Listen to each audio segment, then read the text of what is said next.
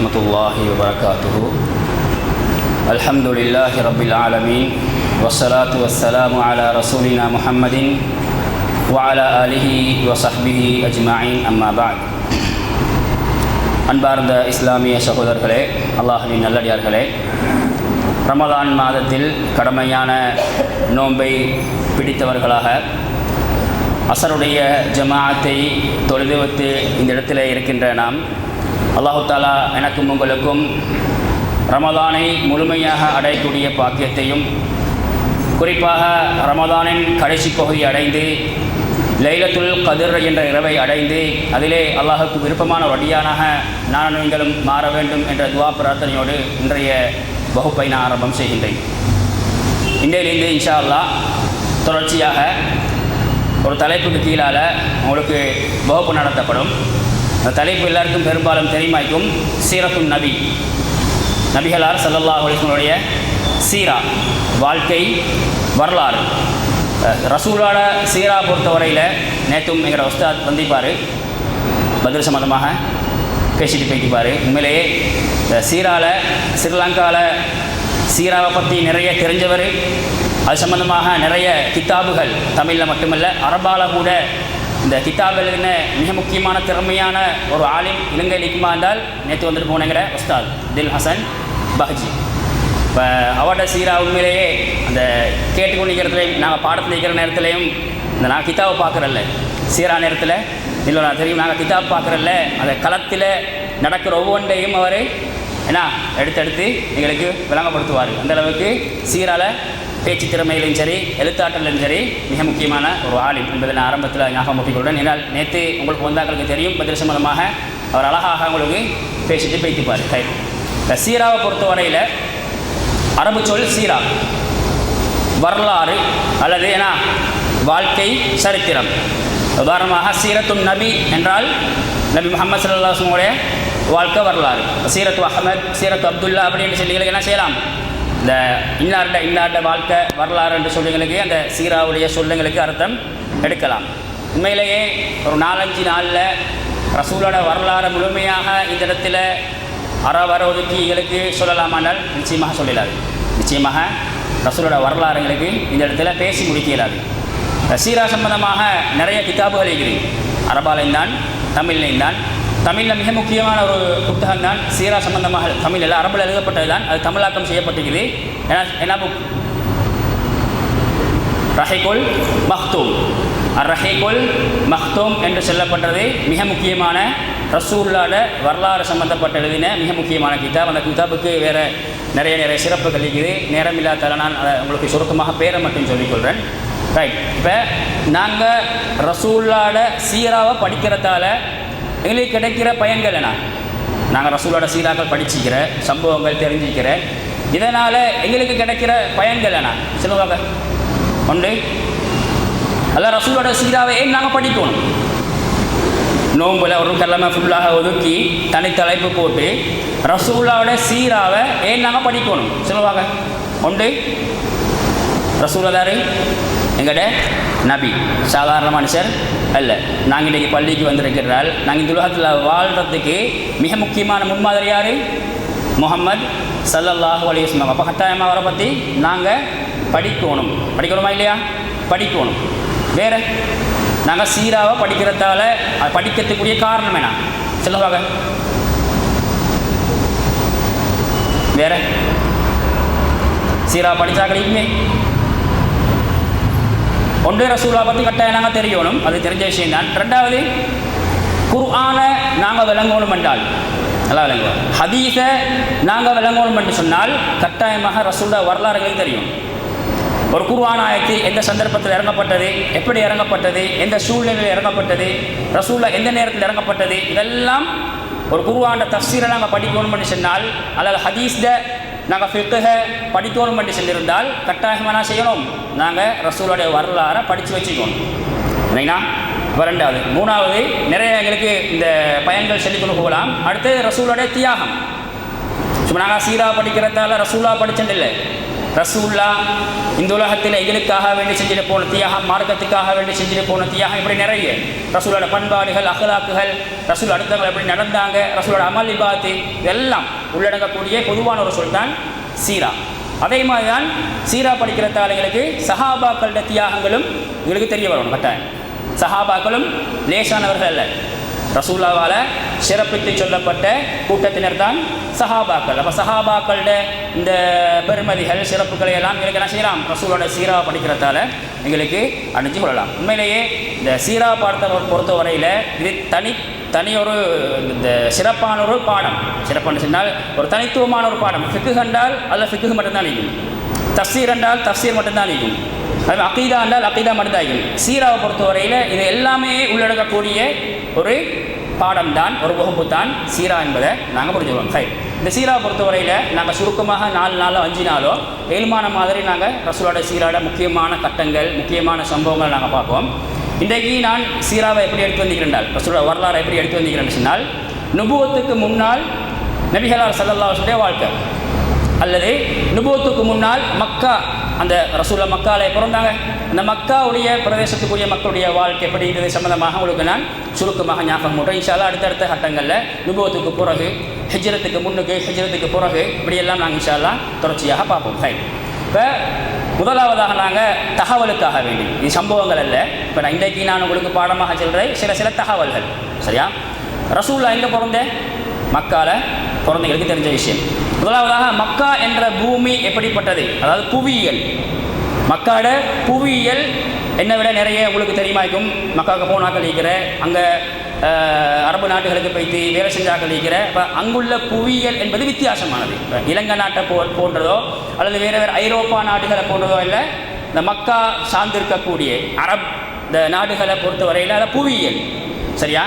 புவியியல் வந்துன்னா அரப் என்று சொல்லித்தான் நாங்கள் சொல்கிறாங்க.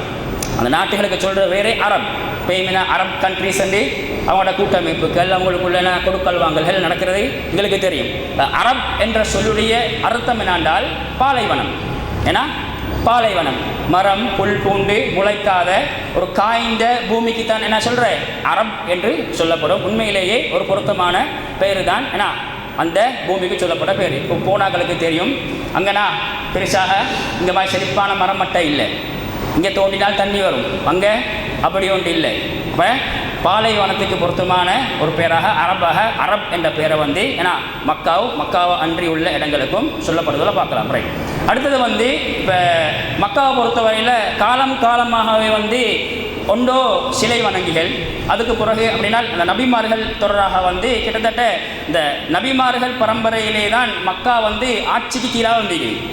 வேறு நாட்டுகளை பொறுத்தவரையில் பாரசீகம், ரோம், இந்த ஈரோப், இந்த ஆட்சி ஈரோப்போடு சம்பந்தப்பட்ட இராணுவங்கள், அதிகாரங்கள் வேறு நாட்டுகளை இந்த ஆதிக்கம் செலுத்தினாலும் ஆட்சி செலுத்தினாலும் இந்த மக்காவை பொறுத்தவரையில் அல்லது மக்காவை அன்றியுள்ள இந்த அரப் என்று சொல்லப்படுகின்ற பிரதேசங்களில் பெரும்பாலும் வந்து இந்த அரபிகள் தான், அந்த ஊரை சார்ந்த ஆட்கள் தான் அவங்க ஆட்சியிலையும் அதிகாரத்திலையும் நீந்திக்கிற. இதுக்கு மிக முக்கியமான காரணம் ஒன்றுகிறது.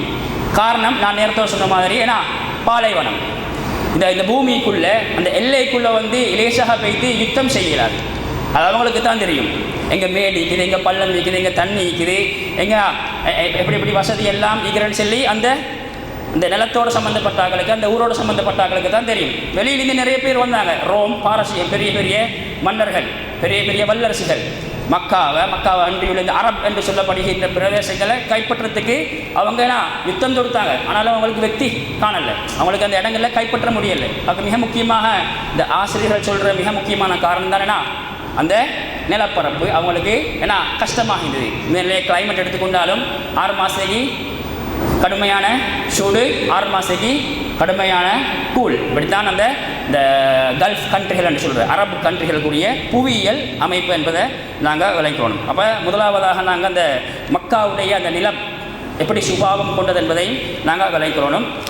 ரெண்டாவது, பொதுவாக வந்து மக்காவை பொறுத்தவரையில் ஆட்சி அதிகாரம், நான் சொன்ன மாதிரி ஒவ்வொரு நாட்டை வந்து சில நேரம் இப்போ மன்னர் ஆட்சி செஞ்சுக்கலாம், அல்லது ஜனநாயக ரீதியாக ஓட்டு ரீதியாக ஒரு ஜனாதிபதி வரலாம். அப்படி ஒவ்வொரு நாட்டுக்கும், ஏன்னா ஒவ்வொரு ஆட்சி வித்தியாசமாக. இது நான் சொல்கிற விஷயம் என்னென்றால் ரசூலுல்லாவுக்கு முன்னுக்குள்ளது. இப்ராஹிம் நபியிட அந்த காலத்திலேருந்து வரக்கூடிய அந்த விஷயங்களை தான் உங்களுக்கு நான் ஞாபகம் பண்ணிக்கொண்டு போகிறேன். அப்போ அவங்களோட ஆட்சி எப்படின்னு சொன்னால், ஒன்றோ அவங்க ஒவ்வொரு குறிப்பிட்ட ஏரியாக்களில் குடியமர்ந்து அதில் அவங்க ஒரு தலைவரை சாய்ஸ் பண்ணி அவங்களுக்கு கீழால் அவங்க ஆட்சி அளிப்பாங்க. அல்லது கோத்திரங்களில் முக்கியமான ஆக்களை சாய்ஸ் பண்ணி அவங்களுக்கு கீழால் செய்வாங்க, அவங்க ஆட்சியில் வைப்பாங்கன்னு சொல்லி அந்த சுருக்கமாக நான் உங்களுக்கு சொல்லிக்கொண்டு போகிறேன். அடுத்த முக்கியமாக இந்த மக்காவை அன்றைய பிறகு ரசூலோட காலத்துக்கு முன்னுக்கான். ரசூலோட காலத்துக்கு முன்னுக்குலேருந்து நாங்கள் பார்த்தோம் அப்படி என்றால், இப்போ உண்மையிலேயே மக்காவுக்கு ஆரம்பத்தில் வந்தவர் யார்? நாங்கள் வழி கொண்டிருக்கிற யார்? நபி இப்ராஹிம் அலைஹிஸ்ஸலாம் அவர்கள் தான். இன்றைக்கி நாங்கள் நினச்சி கொண்டிருக்கிற இப்ராஹிம் அலைஹிஸ்ஸலாம் தான் மக்காவுக்கு ஆரம்பமாக வந்ததாகவும் அவர் தான் கஅபத்துல்லாவை கட்டினதாகவும். ஆனால் சரித்திரத்தை பார்க்கின்ற பொழுது அல்லது குர்ஆனை பார்க்கின்ற பொழுது அப்படி இல்லை. உண்மையிலேயே மக்காவை முதலாக கட்டியது குர்ஆன் தஃசீரை பார்க்குற நேரத்திலையும் வரலாற்று ஆசிரியர்கள் நேரத்திலையும் யார்? இப்ராஹிம் நபி முன்னால் யார்? நபி ஆதம் அலைஹிஸ்ஸலாம். நபி ஆதம் அலைஹிஸ்ஸலாம். அதுக்கு மிக முக்கியமான ஆதாரம் எது எடுக்கிறென்றால், வஇத் யர்ஃபஉ இப்ராஹீமு அல் கவாயித, குர்ஆனில் வரக்கூடிய வசனம்.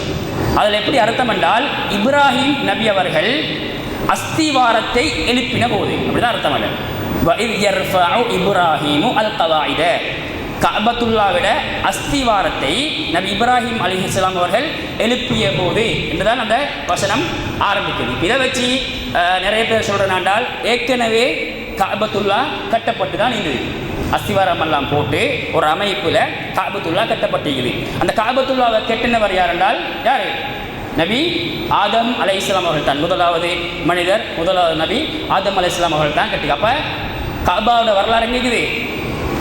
உலகம் படைக்கப்பட்டு ஆதம் அலைஹிஸ்ஸலாம் காலம் முதலேயே காபாட மக்காவுடைய வரலாறு பதியப்பட்டது என்பதை நான் நீங்களும் அடிப்படையான ஒரு விஷயத்தை நாங்கள் விளங்கிக் கொள்ளணும்.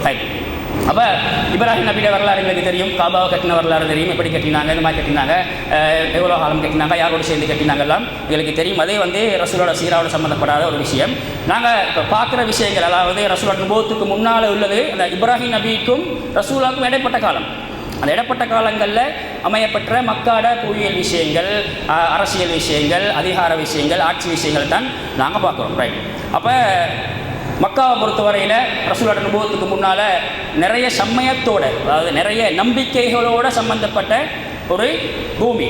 அதில் எங்களுக்கு தெரியும் மக்காவில் மிக இந்த முதன்மையாக இருந்தது தான் சிலை வணக்கம். ரசூலோட நுபுவத்துக்கு முன்னால் சிலை வணக்கம் தான் மிக முதன்மையாக இருந்தது. இப்போ இப்போ எங்களுக்கு யோசிக்கலாம், இப்ராஹிம் நபி உண்மையான மார்க்கத்தை சொல்லிட்டு போகிறாரு. அதுக்கு பிறகு இஸ்மாயில் அலைஹிஸ்ஸலாம், இஸ்ஹாக் அலைஹிஸ்ஸலாம் அவனோட பரம்பரையெல்லாம் அல்லாட மார்க்கத்தை சொல்லிட்டு போவாங்க. எப்படி சிலை வணக்கம் வந்தது? சிலை வணக்கம் எங்களுக்கு தெரியும் எப்படி வந்ததுன்னு சொல்லி. எப்படி வந்தது? இந்த உலகத்துக்கு எப்படி சிலை வணக்கம் வந்தது? நூஹ் நபியோட காலத்தில் நூஹ் நபி மௌத்தானத்துக்கு பிறகு ஷைத்தான் வாரான். நூஹ் நபிக்கு பிறகு நல்லவர்கள் வந்தாங்க. அப்போ ஷைத்தான் வார, இந்த நல்லவர்களை நீங்கள் மறக்க போகிறீங்களா? ஷைத்தான் கேட்டேன்னா, இந்த நல்லவர்களை எல்லாம் காலம் போக போக மறந்து வைத்துருவீங்க. அப்போ நீங்கள் மறக்காமல் இருக்கணும், என்ன செய்யணும்? இவங்களை சிலை செஞ்சு அவங்கள மதிக்கணும்.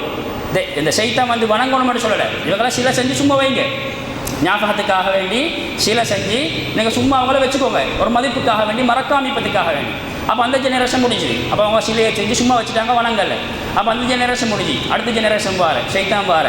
கூட பழையவர்கள் இந்த சிலையை செஞ்சு சும்மாவா அவங்கள மதித்தாங்க, அவங்களுக்கு என்ன சொல்கிற அவங்கள அலங்கரித்தாங்க, வருஷம் அவங்களுக்கு கொண்டாட்டம் செஞ்சாங்கன்னு சொல்லி இன்னொரு இஷ்டப்புக்கு சைத்தான் கொண்டுவார். அப்படி இஷ்டம் கொண்டு வந்து என்னன்னா அல்லாட இடத்துக்கு அல்லது கடவுள் இடத்துக்கு அந்த சிலைகளை சைத்தான் கொண்டு வந்த அந்த சிலை வணக்கம் எப்படி உருவான வரலாறு எங்களுக்கு தெரியும். அப்போ அதே மாதிரி தான் மக்காவை பொறுத்தவரையில் இப்ராஹிம் நபிக்கு பிறகு சிலை வணக்கம் நிற்கலை. இப்ராஹிம் நபி தூயமாக மார்க்கத்தை சொல்லி கொடுத்துட்டு போனாங்க. எப்படி சிலை வணக்கம் வாரன்னு சொன்னால், மக்கால் இருந்தார் அம்ர் இப்னு லுஹை என்று சொல்லப்பட்ட ஒரு நல்லவர். அவர் நல்ல மனுஷர், நல்ல அகலாக்கானால், நல்ல பண்பானால், மார்க்கத்தோடு நிறைய சம்மந்தப்பட்டவர். இவர் எங்கே போகிறாரு? ஷாமுக்கு போகிறாரு. ஷாமுக்கு போன நேரத்தில் அங்கே ஹுபுல் என்ற ஒரு சிலையை மக்கள் வணங்கி கொண்டிருக்கிறத பார்க்குறார். மக்கள் அந்த நெருங்கத்துக்காக வேண்டியும் இபாதத்துக்காக வேண்டியும் ஹுபுல் என்ற ஒரு சிலையை வணங்கி கொண்டிருக்கிறார். அப்போ இவர் என்ன செய்கிறால், ஒரு நல்ல விஷயம் தானே, இதை நாங்கள் எங்களோட மக்காவிலையும் அமல்படுத்துவோம்னு சொல்லி மக்கள்கிட்ட சொல்கிறாங்க. அந்த சிலையை எடுத்துகிட்டு இப்படித்தான் நான் இந்த இடத்துக்கு போனேன், இப்படி நல்ல விஷயம் செஞ்சு கொண்டிருக்கிறேன். அவங்களோட பார்வையில் அது நல்லதாக இது. ரைனா.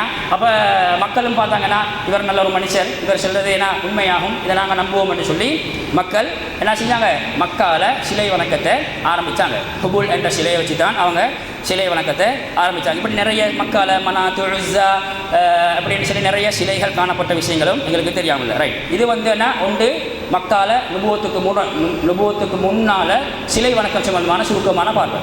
ரெண்டாவது நல்லா இருக்குங்க, மக்காவில் வந்து நிறைய மூட நம்பிக்கை இது. எங்கள்கிட்ட மூட நம்பிக்கை இந்த காலத்தில் இல்லாமல் இல்லை, நிறைய மூட நம்பிக்கை இருந்தது. அந்த மூட நம்பிக்கையில் மிக முக்கியமானதான் அவங்க ஏதாவது ஒன்று செய்ய போகின்ற பொழுது, ஏதாவது ஒரு காரியம். உதாரணமாக ஒரு பெண்ணை திருமணம் முடிக்க போகிறீங்களே, ஒரு பொம்பளையை திருமணம் முடிக்க போகிற, கல்யாணம் முடிக்க போகிற நேரத்தில் அவங்க என்ன செய்வாங்கன்னு சொன்னால், அவனோட மூட நம்பிக்கையில் ஒரு ஒரு ஒரு ஒரு கொள்கை தான் 2 அம்பு அடிப்பாங்க, 3 அம்பு அடிப்பாங்க. ஈட்டியை வச்சு அந்த என்ன குறிப்பாக்குற விஷயம், இந்த மூட நம்பிக்கையான விஷயங்கள் செய்வாங்க. அப்போ அந்த 3 அம்புலையும் ஒன்றில் ஆம் எழுதுவாங்க, நாம், இன்னொன்றில் லா, இன்னொன்று சும்மா விடுவாங்க. அப்போ அதை வச்சு என்ன செய்வாங்க, பார்க்காம அம்படித்தால் நாம் எஸ் என்று போட்டிருந்துச்சுனால் என்ன செய்வாங்க, திருமணத்தை முடிச்சு கொடுப்பாங்க. லாண்டு போட்டிருந்துச்சுனால் இன்னொரு வருஷம் பிற்படுத்துவாங்க, முடிச்சு கொடுக்க மாட்டாங்கல்ல, இன்னொரு வருஷம் பிக் போடுவாங்க. ஒன்றுமே இல்லாமல் இருக்கிறது சொன்னால் ஏன்னா மரகாலம் என்ன செய்வாங்க, சரியா அந்த எஸ் ஓ நோ அந்த அம்பை எடுப்பாங்க. இப்படியே நான் நிறைய மூட நம்பிக்கைகள், நிறைய அந்த குறிப்பாக்குற விஷயங்கள் இருந்தாலும் நான் அந்த உதாரணத்துக்கு ஒரு சில விஷயங்களை உங்களுக்கு சொன்னேன். அடுத்து வந்து அவங்கள்ட்ட இந்த மிக முக்கியமான அந்த நம்பிக்கை தான் இந்த நட்சத்திரங்களை வந்து கடவுளாக ஏற்றுக்கிறது. இல்லாட்டி நட்சத்திரங்களை வச்சு அவங்க குறிப்பாக்குறது, நட்சத்திரங்களை வச்சு குறிப்பாக்குறது. அதுக்கு வந்து அரபால சொல்கிற காஹின், அர்ராஃப், முனஜ்ஜின் இப்படியான பேர்களில் வந்து அவங்க ஃபேமஸ் ஆகியிருந்தாங்க அந்த மக்கால. அப்போ அவங்க சொல்லுவாங்க, எதிர்காலத்தில் நடக்கிற விஷயங்கள் ஜின்னி மூலமாக எனக்கு தெரிய வர என்று சொல்லினா ஒரு வியாபாரத்துக்காக வேண்டி அல்லது ஒரு பெருமைக்காக வேண்டி மதிப்புக்காக வேண்டி அப்படியான மூட நம்பிக்கைகள் அவங்கள்ட்ட இருந்தது. அதில் மக்கால மிக முக்கியமான சிலை வணக்கத்தோடு சம்பந்தப்பட்ட ஒரு விஷயம் தான் நெருப்பு வணக்கம். மஜூசிகள் பெரிய அளவில் இல்லாட்டியும் சிலை வணக்கம் தான் நிறைய பேர் மக்கால அந்த அந்த சமயமாக எடுத்துக்கொண்டது. ஆனாலும் மஜூசிகளும் இந்த நெருப்பை வணங்கக்கூடிய ஆக்களும் என்ன செஞ்சாங்க, மக்கால இல்லாமலிக்கல அவங்களும் கொஞ்சம் பேர் நெருப்பை, சூரியனை, சந்திரனை, நட்சத்திரங்களை வணங்கக்கூடிய ஆக்கள் இருந்தாங்க. ரைட். இப்போ மக்கால ரசூலுல்லாஹ்வோட நுபுவத்துக்கு முன்னுக்கு ஒரு ஃபேமஸான சொல்கிறனால ஐயாமுல் ஜாஹிலியா. என்ன சொல்கிற, ஜாஹிலியத்து மக்கள். என்ன சொல்கிற, ஜாஹிலியத்து மக்கள். அதை நாங்கள் அடிக்கொருக்கா கேள்விப்பட்ட பேர் தான் ஜாஹிலியத்து மக்கள் என்று சொல்லுவோம். இப்போ ஜாஹிலியத்து மக்கள் என்று ஏன் பெயர் வந்தேன்னு சொன்னால், ஒன்று அவங்கள்ட்ட படிப்பறிவு இல்லை, படிப்பு என்பதே அவங்கள்ட்ட இல்லை. எப்போ பார்த்தாலும் அவங்க சண்டை தான், எப்போ பார்த்தாலும் சின்ன சின்ன பிரச்சனைக்கும் என்ன செய்வாங்க, வாள் எடுத்து கொலை செய்யக்கூடிய அளவுக்கு. சின்ன பிரச்சனை இல்லை, இப்போ எங்களுக்கு பிரச்சனை வந்தால் நாங்கன்னா வாய்த்தக்கம் அல்லது அடிதடியோடு முடிஞ்சிடும். அங்கே சின்ன சின்ன பிரச்சனை வந்தால்னா அவங்க கோத்திரம் சேர்ந்துருவாங்க, பரம்பரை செய்துருவாங்க. இந்த ஏண்டால் ஓண்டால்னு சொல்லினா அப்படி நிறைய இந்த பிரச்சனை எடுத்து யுத்தம் போகிற அளவுக்குன்னா அவங்களுக்கு இந்த மத்தியில் வந்து அந்த அந்த அந்த ஒரு ஒரு கெட்ட குணம் அவங்களுக்கு மத்தியில் இது இப்போ ஜாஹிலியத்தான குணத்துக்கு மிக முக்கியமாக அவங்களுக்கு அந்த பேர் சொல்லப்பட்டு. ரைட். அதே மாதிரி அவங்களோட திருமண விஷயங்கள் சரியா, இதெல்லாம் அந்த ரசூலுல்லாஹ் நுபுவத்துக்கு முன்னுக்கு நடக்கிறதா. திருமண விஷயத்தை பொறுத்தவரையில் பொதுவாக ஒரு 4-5 முறையில் திருமணம் நடக்கும் அவங்களுக்கு. ஒன்று நாங்கள் வளமையாக இப்போ மகர் கொடுத்து ஹலாலாக மனைவி எடுத்துக்கொள்கிற மாதிரி ஒரு சிஸ்டம், நல்ல ஒரு சிஸ்டம் இது. அதை விட கூடுதலாக அவங்கள்ட்ட இந்த ஒரு பழக்கம் என்னன்னு சொன்னால், 10 ஆண்கள் சேர்ந்து என்ன செய்வாங்க, ஒரு பெண்ணோட உடல் உறவுவாங்க விருப்பத்தோடு. சரியா, 10 ஆண்கள் சேர்ந்து ஒரு பெண்ணோட ஹராமான முறை, விபச்சார முறை. ஜாஹிலியத்தில் இந்த விஷயம், இந்த ஜாஹிலியத்தின் பெயர் வந்துக்கூடிய காரணம் சொல்கிறேன். ஒன்று சண்டை, பிரச்சனை, கொலை, இந்த கொள்ளை இப்படியான விஷயங்கள். அடுத்து வந்துன்னா இந்த திருமண விஷயங்களை வந்து ஒரு பெண்ணை வந்து அவங்க அந்த காலத்தில் வந்து பெருசாக மதிப்புக்குரிய ஒரு பொருளாக பார்க்க மாட்டாங்க. ஆம்பளை தான் அவங்களுக்கு என்ன மதிப்பான விஷயம். பெண்களை வந்து வெறுமனே ஒரு சடப்பொருளான்னு ஒரு பொருளாகத்தான் அவங்க பார்ப்பாங்க. வெளியே ஒரு ஆண்பு அந்த மனுஷன் என்ற இனத்தில் கூட அவங்க பெண்களை சேர்க்க மாட்டாங்க. அதில் தான் ஏன்னா ஜாஹிலியத்து மக்கள் என்ன பெண் பிள்ளைகள் கிடைச்சால் என்ன செய்வாங்க, குழி தோண்டி உசுரோட புதைக்கிற விஷயமெல்லாம் நாங்கள் கேள்விப்பட்டிருக்கிறோம். இப்போ பெண்களை பொறுத்தவரையில் திருமணத்திலேயும் அவங்களுக்கு அந்த ஒரு அநியாயம் நடந்தது. ஒரு பெண் என்ன செய்வாங்க, 10 பேர் திருமணம் முடிக்கிற மாதிரி அல்லது என்ன உடலுறவு கொள்கிற மாதிரி. அதில் என்ன அந்த பெண்ணுக்கு வந்து பிள்ளை கிடைச்சிட்டால் அந்த பெண் என்ன செய்வார், கொண்டோ சீட்டு போட்டு 10 பேர் சீட்டை போட்டு துண்டு போட்டு எடுத்து யார் இந்த பேர் வரதான் வாப்பா பிள்ளைக்கு, அல்லது அந்த பெண் இன்னார் தான் இந்த பிள்ளைக்கு வாப்பான்னு சொன்னால் அவர்தான் வாப்பா. இந்த சிஸ்டம் எல்லாமே ஹராமான சிஸ்டங்கள், எங்களுக்கு ஏன்னா ஏற்றுக்கொள்ள முடியாத சிஸ்டம். இப்படி அந்த திருமண விஷயங்களையும் வந்து நிறைய விஷயங்களை நாங்கள் பார்க்குறோம். ஆனாலும் ஜாஹிலியத்து மக்கள்கிட்ட இப்படி நிறைய அந்த கெட்ட குணங்கள், அல்லது கெட்ட கலாச்சாரம், கெட்ட பண்பாடுகள் இருந்தாலும் சில நல்ல குணங்களையும் வரலாற்று ஆசிரியர்கள் சொல்கிறார். என்ன நல்ல குணம் என்று சொன்னால் கொடுக்கக்கூடிய பழக்கம், சதக்கா கொடுக்கக்கூடிய பழக்கம் அவங்கள்ட்ட நிறைய இருக்குது. என்றால் மக்காவுக்கு வந்து ஹஜ்ஜுக்காக வேண்டி அங்கே வேறு வேறு ஊர்லேருந்து ஆக்கள் வருவாங்க, வெளியூர்லேருந்தெல்லாம் ஆக்கள் வருவாங்க. வந்த ஆக்களை சரியான முறையில் விருந்தோம்பல் செஞ்சு தின்ன கொடுத்து, அதே மாதிரி சாப்பிட கொடுத்து, உண்ண கொடுத்து, இந்த பருகை கொடுத்து, நிற்கிறதுக்கு இடம் கொடுத்தெல்லாம் அவங்க பசந்தாக செஞ்சு கொள்ளக்கூடிய ஒரு நல்ல குணம் அவங்கள்ட்ட இததாகவும் வரலாற்று ஆசிரியர்கள் இருக்குது. அடுத்து வந்து எளிமை. இந்த எப்பயும் வந்து மக்காவாசிகள் பெரிய பணக்காரர்களாக ஆயிக்கல. இப்போ தான் மசாலான்னு சொல்லினா வசதியெல்லாம் வந்து பெரிய பெரிய சொத்து செல்வங்கள் பில்டிங் எல்லாம் மாரி பெரிய வசதியோடு இருக்கிறது. ஆனால் அந்த காலத்தில் வந்து மக்காவாசிகள் பெரிய வசதியோடு இருக்கல. அவங்களோட தொழில் என்னன்னு சொன்னால் ஒன்றோ ஆடு மேய்க்கிறது, கால்நடைகளை மேய்க்கிறது, அல்லது புடவை நெய்கிறது, தோள்களை வந்து காய வச்சு அதை பதப்படுத்தி எடுத்து அதை விற்கிறது. இப்படித்தான் அவங்களோட தொழிலாகிறது. அவங்க சம்பாதிக்கிறதையும் மக்காவாசிகள் சம்பாதிக்கிறதையும் எதுக்கு செலவழிப்பாங்கன்னு சொன்னால், நான் சொன்ன மாதிரி சின்ன சின்ன பிரச்சனை வருமே, சின்ன சின்ன பிரச்சனை வந்தேன்னு சொன்னால் அந்த பிரச்சனையே ஏன்னா முடிச்சு கொள்ள மாட்டாங்க, பிரச்சனையை பெருசாக்குவாங்க. அந்த பிரச்சனைக்காக நிறைய செலவழிப்பாங்க. சளி கொடுக்குற விஷயம், ஆயுதம் வாங்குகிற விஷயம், இப்படியெல்லாம் சம்பாதிக்கிற காசையே யுத்தத்துக்காக வேண்டி ஏன்னா சண்டைக்காக வேண்டியே செலவழிக்கக்கூடியவர்களாக இவங்க இருந்திருக்கிறாங்க. அந்த சுருக்கமாக நான் உங்களுக்கு அந்த மக்காவுக்குரிய அந்த விஷயங்கள், புவியியல் விஷயம், மக்காவாசிகள் எப்படி இருந்தாங்க, அவங்களோட கொள்கை கோட்பாடுகள் எப்படி இருந்ததை நான் உங்களுக்கு ஞாபகப்படுத்தினேன். ரைட். அடுத்தது சுருக்கமாக இன்றைக்கு நபி அவர்களின் குடும்பம். நபி அவர்கள் குடும்பத்தை பொறுத்தவரை எங்களுக்கு தெரியும். ரசூலுல்லாஹ், ரசூலோட வாப்பட பேர் அப்துல்லா, அப்துல்லோட வாப்பட பேர் அப்துல் முத்தலிப், அப்துல் முத்தலிப் பேர் ஹாஷிம், ஹாஷிம் வாப்பட பேர் ஹாஷிம் வாப்பட பேர் வந்து குசை, சாரி அப்துல் மனாஃப். அப்துல் மனாஃப்ட வாப்பட பேர் தான் குசை. நானே அந்த பரம்பரையை சென்றால் குசையில் குசையிலிருந்து நிறைய இப்ராஹிம் நபி வர வரைக்கும் பரம்பரை எழுதப்பட்டிருக்குது. சரியா? நபி இப்ராஹிம் அலைஹிஸ்ஸலாத்து பரம்பரை தான் ரசூலுல்லாஹ் வந்து எங்களுக்கு தெரிந்தானே, அதை நான் உங்களுக்கு ஃபுல்லாக செல்ல வேண்டியதில்லை.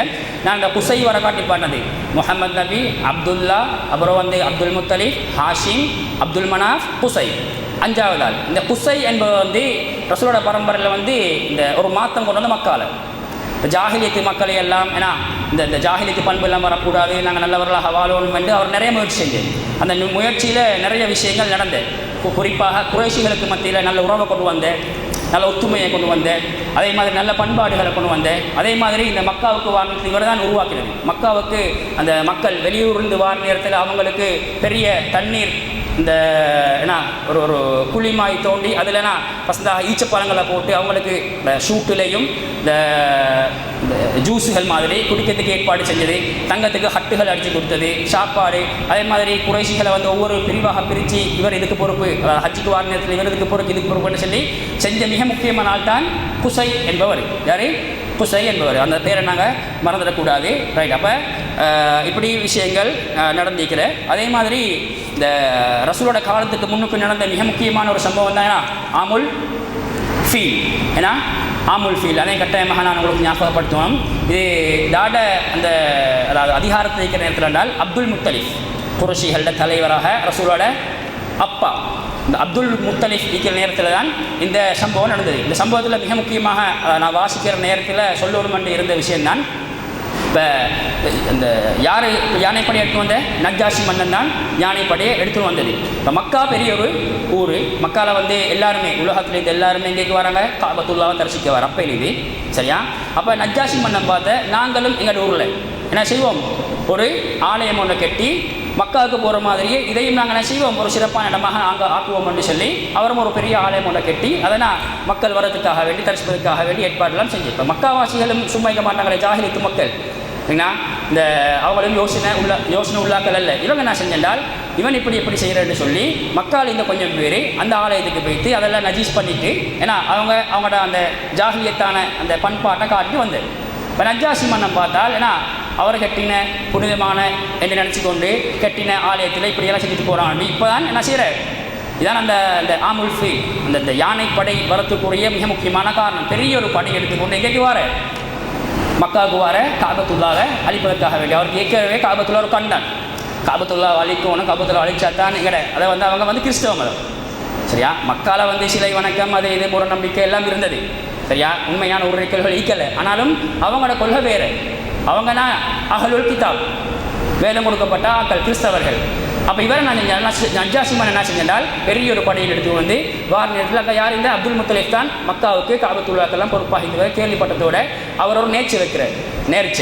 நேர்ச்சை நாடால் அவர் சொல்கிற எனக்கு 10 புள்ள கிடைச்சால் 10 புள்ளையில் ஒரு புள்ளையனா அல்லாஹ்வுக்காக வேண்டி பலியிடுறேன்.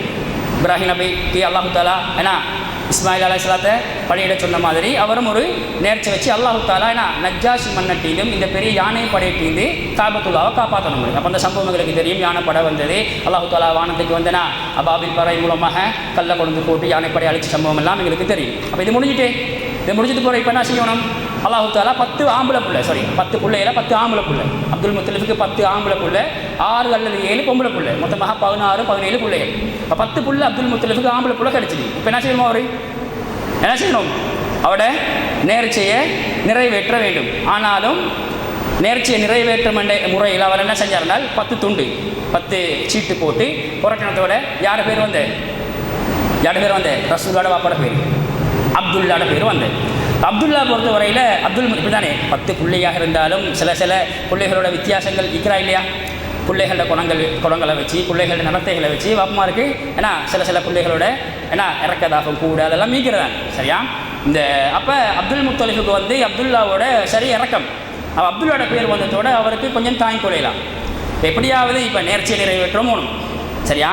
பிள்ளைய பள்ளியிடவும் மேலாது. பிள்ளைய பள்ளியிட்டு சரியா பிள்ளையாடுறது வேறு, அது பிள்ளை ஒரு உசிரை வந்து ஏன்னா ஹலாலான உசிரை வந்து அறுத்து பள்ளியிட யாருக்கும் நேர்ச்சி வைக்கலாம். அது அல்லாட வகை வரணும். இவர் நேர்ச்சி வச்சது கீழே தான். அந்த காலத்தில் மார்க்கம் ஒன்றில்லை, மூட கொள்கையில் இருந்தாக்கள், ஜாஹிலியத்தில் இருந்தாக்கள். நேர்ச்சியை நிறைவேற்றுவதற்காக வேண்டி இவர் என்ன செய்யறன்னு சொன்னால் என்ன செய்கிறார்? அவர் ஒரு முடிவெடுக்கிற இந்த அப்துல்லாவுக்காக வேண்டி நான் 10 ஒட்டகங்களை என்ன செய்கிறேன்? உரிமையிடுறேன். 10 ஒட்டகங்களை உரிமையிட. இதையும் வந்து நான் துண்டு போட்டு தான் எடுத்தது. இதையும் அவர் என்ன செய்கிறேன்? துண்டு போட்டு எடுத்தேன். எத்தனை முறையில் தரும் அந்த 10 ஒட்டகம் வந்தது? ஒவ்வொரு முறையும் அப்துல்லா வந்து 10வது முறை தான் 10 ஒட்டகம் வந்தது. அப்போ மொத்தமாக எத்தனை ஒட்டகம் கொடுக்கணும்? எத்தனை ஒட்டகம் கொடுக்கணும்? 100 ஒட்டகம் கொடுக்கணும்.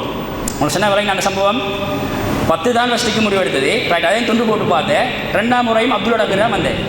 10 ஒட்டகம் ஏற்கனவே அவர் கொடுக்கணும். 2ஆம் முறை 20 ஒட்டகம், 10வது முறை தான் அப்போ 100 ஒட்டகம். 15 ஆண்டு சட்டம் இயற்றப்பட்டதுன்னு சொல்லி எழுத்தாளர்கள் ஒரு கொலை செஞ்சால் இஸ்லாமிய சட்டம் என்ன? ஒருத்தரை வேண்டுமென்று ஒருத்தரை கொலை செஞ்சால் அவருக்கு குற்ற பரிகாரம் என்ன? இப்பயும் சவுதியில் இல்லை சட்டம் இது என்ன செய்யணும்? 100 ஒட்டகம் அவர் என்ன செய்யணும்? குற்ற பரிகாரமாக கொடுக்கணும். எத்தனை? 100 ஒட்டகம். யாருக்கும் அங்கே கொடுக்கலாம்? அரபியலுக்கும் கொடுக்கலாம். 100 ஒட்டகம் லேசா பெரிய கோடீஸ்வரர்களுக்கும் 100 ஒட்டகம் என்ன செய்யலாம்? கொடுக்கலாம். ஒருத்தரை கொலை செஞ்சால் அந்த அளவுக்கு ஏன்னா உயிர் என்பது மிக மதிப்பான விஷயம். அப்போ அந்த சம்பவத்தையும் நாங்கள் இந்த விஷயத்தில் நாங்கள் இன்க்ளூட் பண்ணிக்கொள்ளணும். மழை பெயர்த்தாலாம் கொஞ்சம் இன்னொரு 5 நிமிஷம் 10 நிமிஷம் பிரச்சனை இல்லை தானே? இது முடிச்சுக்கொள்ளா தான் நீங்கள் அடுத்த நாளைக்கு இன்ஷா அல்லாஹ் ரசூலோட இந்த நுபுவத்துக்கு புற உள்ள விஷயங்களை ஞாபகப்படுத்தின்னு போயிடும். ரைட், ரசூலோட நுபுவத்துக்கு முன்னுக்கு நிறைய விஷயங்கள் நிறைய அந்த விஷயங்கள் நடந்தாலும் சுருக்கமாக நான் சொல்கிறேன். ஒன்று ரசூல்லா பிறந்தத்தோட ரசூலோட வாப்ப மௌத்தான விஷயம். ரசூல்லா ஆமினா நாயுடைய வயிற்றில் இருக்கிற நேரத்தில் கற்பமாக இருக்கிற நேரத்தில் அப்துல்லா மதீனாவுக்கு போயிட்டு வார நேரத்தில் மௌத்தாயிட்டார். பௌத்தில் உள்ள முகமது நபி அவர் மௌத்தாயிட்டார். அப்போ ரசூல்லா பிறந்து 5 வருஷத்துக்கு பிறகு யார் மௌத்தார? ரசூலோட உம்மா மௌத்தார. ரசூலா யார்கிட்ட வளர்ற? அப்துல் முத்தலிப்ட வளரல. அப்துல் முத்தலிப்ட தான் அவரை வளர்றாரு. அப்துல் முத்தலிப்ட கிட்டத்தட்ட 8 வருஷம் வளர்றாரு. 8 வருஷத்துக்கு பிறகு யார்கிட்ட வளரைய? ரசூலோட சாச்சாண்டால் ரசூலோட வாப்பாட நானா யார்? அபூ தாலிப் தான் ரசூல்லா ஏன்னா கொஞ்சம் ஒரு விளப்பமான வயசு வரைக்கும் வளர்ந்தார இந்த சம்பவங்களுக்கு தெரியும். ரைட், இப்போ ரசூல்லா பிறந்ததோட அண்டைய காலத்தில் மக்காவில் இந்த ஒரு பழக்கம் என்னாண்டால் மக்காவுக்கு எல்லை பகுதியில் கிராமவாசி நிற்பாங்க. அவங்கள பிள்ளைகள் நல்ல ஆரோக்கியம் பெறணும். மக்கா என்பது ஒரு நகரப்பகுதியே பால் ஊட்டத்துக்கு தாய்மார்கள் பால் ஊட்டுறதான். ஆனாலும் என்ன செய்வாங்க? அந்த ஓரத்து கிராம பகுதியில் இருக்கிற நல்ல சக்தி வாய்ந்த பெண்களை அழைச்சி பால் ஊட்டுவாங்க. புள்ள நல்ல ஆரோக்கியமாக உறங்குறதுக்காக வேண்டி அவங்க அந்த ஒரு பழக்கம் அப்போ இல்லை. இப்போ ரசூலாவுக்கு பால் ஊட்டிய அந்த பெண்மணி யாரு? ஹலீமா நாகி தான் ரசூலாவுக்கு பால் ஊட்டிய பெண்மணி. நல்ல அழகான ஒரு சம்பவம் என்னென்றால் இப்போ ஹலீமா நாகி இப்போ ஒவ்வொரு நாளும் வருவாங்க. ஒவ்வொரு நாளும் அந்த சீசன் வார நேரத்தில் என்ன செய்வாங்க? அவங்க புள்ளையை எடுத்துகிட்டு போய்த்துருவாங்க. மக்காலேருந்து புள்ளையை எடுத்துகிட்டு அவங்களோட ஏரியாவுக்கு போய்த்தேன்னா பால் ஊட்டிட்டு வருவாங்க. 2 வருஷம் பால் ஊட்டுவாங்க. சில நேரம் பிள்ளையை பார்க்கணுமென்றால் அவங்க வந்து கொடுப்பாங்க, இல்லாட்டி வந்து பார்ப்பாங்க. இப்படியெல்லாம் அந்த தொடர்பு நடக்கும். இப்போ ஹலீமா நாயகி ஒரு வறட்சியான ஒரு குடும்பம், மாப்பிள்ளையும் கஷ்டமான ஆள். இப்போ ஒரு இந்த எலும்பும் தோலுமான கழுவிலையும் ஒட்டகத்திலையும் முள்ளங்க வராங்க. அவங்களோட அந்த ஒரு டீம் ஒன்று இருக்குமே, பிள்ளை அந்த தத்தெடுக்கிற டீம், அவங்களோட சேர்ந்து முள்ள மக்காவுக்கு வராங்க. மக்காவுக்கு வந்தால் இவட அந்த வந்ததும் லேட் ஆகி, என்னால் அவட ஒட்டகமும் அவ்வளோக்கு சக்தி இல்லை. அதே மாதிரி கழுதைக்கும் வந்து பிள்ளைகள் அவசரமாக வந்தது லேட்டாகி வந்தேன்னு சொன்னால் நேரத்தோட பூனாக்கள் எல்லாம் வசதியானாக்கள பிள்ளையை பார்த்து எடுத்துக்கொண்டாங்க. பால் கொடுக்குறது அவங்களுக்கு என்ன பாப்பா வசதின்னு சொன்னால் நல்லா சல்லி கிடைக்கும், பிள்ளையை பார்த்துக்கிறதுக்கும் பால் விடுறதுக்கும் சல்லி கிடைக்கும். அப்போ இவ லேட்டாகி வந்தாட கடைசியாக பேலன்ஸ் ஆகிந்த யார்? முகமது நபி. முகமது நபி பேலன்ஸ் ஆகிந்த முகமது நபிக்கு பாப்பா மவுத்து. அப்போ அவங்க பார்த்தாங்க பாப்பா மவுத்து, அனாதியான பிள்ளை உண்டு, சாச்சை எப்படி சொல்லி தரப்போறா, அப்பா எப்படி சொல்லி தரப்போறோன்னு சொல்லி அவங்க முகமது நபி எடுக்கல. அப்போ கடைசியாக பேலன்ஸ் ஆகினது என்ன? முகமது நபி தான். இவங்களும் வந்ததுக்காக வேண்டி எடுத்துகிட்டு போகணுமே, வந்ததுக்காக வேண்டி எடுத்துகிட்டு போகணும் என்பதுக்காக வேண்டி விட்டுட்டு போகிறா இல்லைன்னு மசூரா நடக்குது. மாப்பிள்ளை செல்கிற பிரச்சனை இல்லை, நான் வந்ததுக்காக வேண்டி இந்த பிள்ளை எடுத்துகிட்டு போய் பால் கொடுப்போம் பண்ணி எடுத்தத்தோடு இந்த ஹலீமா நாயகி ரசூலுல்லாஹ் கைக்கு எடுத்தத்தோடு அல்லாஹ் அந்த அவங்களோட குடும்பத்துக்கும் அவங்க வந்து அந்த அந்த ஒட்டகத்துக்கும் கழுதைக்கெல்லாம் அல்லாஹ் தஆலா பரக்கத் செய்கிறேன். இது சஹியான ஹதீஸு. சரியா? எப்படி என்றால் ஹலீமா நாயகி சொல்கிற ரசூலுல்லாஹ் நான் கைக்கு எடுத்ததோடு எனக்கு இருந்த அந்த சோர்வு எல்லாத்தையும் அல்லாஹ் தஆலா இல்லாமல் ஆக்கிட்டாங்க. வந்த டயர்ட் எல்லாத்தையும் அல்லாஹ் தஆலா இல்லாமல் ஆக்கிட்டாங்க. வந்தது லேட் ஆகி இவங்க ஊருக்கு போனது எப்படி? நேரத்தோடு. அல்லாஹு தாலா ஒட்டகத்துக்கும் குதிரைக்கும் அவ்வளோ சக்தியை கொடுத்து கொண்டு கொடுத்து சக்தியை கொடுத்து ஹலீமா நாயுட உட்லிக்கிற அந்த ஏரியாவில் வந்து நிறைய புல்லுகள் வளரும். இப்போ கிராம பகுதி இடத்துக்கு மக்கா ஒரு வறட்சியான ஏரியா தான், புல்லுகள் வராது. ரசூல் அடுத்துக்கு போனது கூட நிறைய புல்லுகள், இப்படி நிறைய பரக்கத்தான விஷயங்கள் ஹலீமா நாய், நிறைய விஷயங்கள் நான் நேரம் இல்லை உங்களுக்கு இந்த சுருக்கி சொல்கிறேன். இப்படி நிறைய பரக்கத்தான விஷயங்கள் ஹலீமா நாயுட வாழ்க்கையில். பால் சுரந்தது, ஒரு மெல்லிய பொம்பளையாக பால் சுரக்காத பொம்பளையாக இந்த ரசூல் அடுத்துக்கு ஒரு பால் சுரந்தது. பிள்ளைகள் பசிலிப்பாங்க, அந்தளவுக்கு பிள்ளைக்கு கொடுக்க பால் இல்லை. நான் ரசூல்லா பிறந்த பிறகுனா ரசூலா எடுத்தது பிறகு பால் கொடுக்கறதுக்கு பிறகு ரசூலாவுக்கு பால் கொடுத்து பிள்ளைகளுக்கு நல்ல அழகான பால் கொடுத்து பிள்ளைகள் செழிப்பாக வளர்ந்த ஒரு சம்பவத்தை நாங்கள் கட்டாயமாக ரசூலோட வரலாறுக்கு முன்னால் நாங்கள் விளங்கிக்கொள்கிறோம். ரசூலா ஹலீமா நாயகி இப்போ அப்படியே வளர்ந்து வந்து 2 வருஷத்துக்கு பிறகு எப்படி அவங்களோட சிஸ்டம்னா பிள்ளையை ஒப்படைச்சோம். இஸ்லாம தான் 2 வருஷம் பால் கொடுக்குறது. இப்போ 2 வருஷத்தோட பால் மறக்கடிக்கப்படுறது. இப்போ 2 வருஷம் கொடுத்த பிறகு ஹலீமா நாயகி ரசூலா கொடுக்க விருப்பம் இல்லை. முகமது நபியே அவனோட உம்மாட்ட கொடுக்க விருப்பம் இல்லை. 5 வருஷத்துலேயே மூத்தானது. அப்போ மரவில் வந்தேன்னா இவன் ரிக்வஸ்ட் பண்ணுறேன், உங்களுக்கு பிள்ளைய தான் நான் கொஞ்சம் பால் கொடுத்துட்டு வரேன். அப்போ இவட கரைச்சல் தாங்க இல்லாமல் ஆமினா நான் என்ன செய்கிறேன், ஹலீமாக்கு பிள்ளைய திருப்பி கொடுக்க. அப்போ பிள்ளை குடிச்ச நேரத்தில் கொஞ்சம் ஒரு காலம் போகிற நேரத்தில் எங்களுக்கு தெரியும் ரசூலோட கல்பு பிளக்கப்பட்டு ரசூலோடைய இதயத்தை அல்லாஹ் தஆலா சுத்தப்படுத்துகிற சம்பவம். சஹியான ஹதீஸ். இல்லையா? ரசூலுல்லாஹ் பொடியமாரோட அந்த ஹலீமாவோட விட்டு ஏரியாவில் விளையாடி கொண்டிருக்கிற நேரத்தில் ஜிப்ரீல் அலைஹிஸ்ஸலாம் வாரு. ஜிப்ரீல் அலைஹிஸ்ஸலாம் வந்து ரசூலா மயக்க நிலைமைக்கு கொண்டு வந்து ரசூலோட இதயத்தை பிளந்து இந்த நெஞ்சை பிளந்து இதயத்தை எடுத்து ஷைத்தாண்ட ஒரு சதக்கட்டி அதை வந்து எடுத்து வெளிக்கு வீசுகிறேன். ஷைத்தாண்ட ஊசலாட்டம் நம்பிட்ட வந்துடப்படாது என்பதற்காக வேண்டி எடுத்து வீசிட்டு என்ன செய்கிறேன், மீண்டுமே ஜம்ஜம் தண்ணியில் வந்து ஒரு தங்கத்தட்டால் ஜம்ஜம் தண்ணியை ஊற்றி இதயத்தை கழுகின அந்த சம்பவம் சஹீஹான ஹதீஸில் இது ஹதீஸ் அறியக்கூடிய வருது. அனஸ் ரலியல்லாஹு அன்ஹு. இப்படி நான் நினைக்கிறேன் 3 முறை நான் புறவு வரக்கூடிய இடங்களை சொல்கிறேன். 3 முறை ரசூலோட உள்ளம் பிளக்கப்பட்டு ஏன்னா அவனோட இதயம் ஜம்ஜம் தண்ணியால் ஜிப்ரீல் அலைஹிஸ்ஸலாம் அவர்கள் சுத்தப்படுத்திய சஹீஹான ஹதீஸ்களை நாங்கள் பார்க்க இப்படி ஒரு சம்பவம் நடக்குது. அப்போ இப்படி நிறைய விஷயங்கள் ரசூலாவோட அந்த நுபுவத்துக்கு முன்னால் நடக்குது. இன்ஷா அல்லாஹ் நான் நினைக்கிறேன் நேரம் முடிஞ்சாக்கி மண்டி இன்னும் 2 விஷயம் இருக்குது. நாளைக்கு அதை வந்து நான் சுருக்கமாக அவசரமாக முடிச்சுட்டு நுபுவத்துக்கு பிறகு ரசூலோட வரலாறு ரசூலோட வாழ்க்கை எப்படி இருந்தது இன்ஷா அல்லாஹ் நாங்கள் பார்ப்போம். தொடர்ந்து வாங்க. முக்கியமான விஷயங்கள் இந்த நான் பேசுகிறவங்களுக்கு விளங்குறது வரியா சீரா செல்வது ஓகே தானே? நான் பயான் பண்ணுறதுன்றது வேறு, பயான் வேண்டியமே பண்ணலாம். இந்த சீரா செல்கிற ஸ்டைல் வந்து உங்களுக்கு விளங்கணும், சும்மா போர் அடிக்கப்படாது. அதை நான் நேரத்தில் சொன்ன மாதிரி எங்களோட தீனுஸ்தானா வந்து பசந்தாக செல்லுவார். அவர் செல்கிற டைமுக்கு எங்களுக்கு ஒன்றும் விளங்காது. இப்போ இன்ஷா அல்லாஹ் தொடர்ந்து வாங்க. இன்ஷா அல்லாஹ் ஒரு 4 நாள் சீரா பாடம் நடக்கும். கட்டாயமாக சீரா படிக்கிறதோட எங்களுக்கு அதில் இருக்கிற படிப்பினை, இதில் ஒரு படிப்பினை இல்லை. படிப்பு இல்லைன்னா இதில் எல்லாம் தகவல் தான். மக்கா எப்படி இந்த மக்கா வாசிகள் எப்படி இந்த எல்லாம் இதுக்கு போகிறோம். இன்ஷா அல்லாஹ் எங்களுக்கும் சேர்த்து ஒரு படிப்பினையாக இந்த நாங்கள் பாடத்தை ஆக்கிக்கொள்வோம். வ ஆஹிரு தஅவானா அல்ஹம்துலில்லாஹி ரப்பில் ஆலமீன். சுப்ஹானல்லாஹி வ பிஹம்திஹி அஷ்ஹது